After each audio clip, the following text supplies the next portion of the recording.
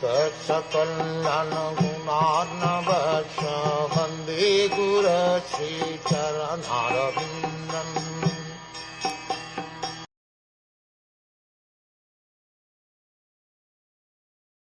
My dear Lord, you are a worthy son of Lord Brahma, and you travel playing on your musical instrument, the veena, for the welfare of the entire universe. You are like the sun, which rotates in the universe for the benefit of all living beings. Dhruv Maharaj, although a young child, expressed his hope that he might be offered the benediction of a kingdom which would exceed in opulence those of his father and grandfather. He also expressed his gladness that he had met such an exalted person as Narada, whose only concern was to illuminate the world, like the sun, which rotates all over the universe only for the purpose of benefiting the inhabitants of all planets.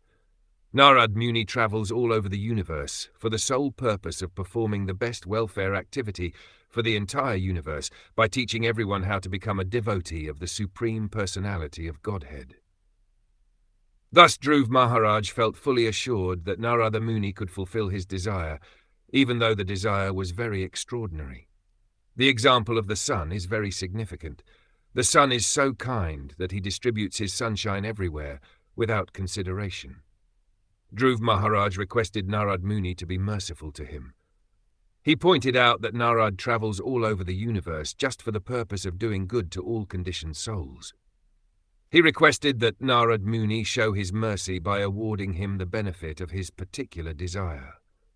Dhruv Maharaj was strongly determined to fulfill his desire, and it was for that purpose that he had left his home and palace.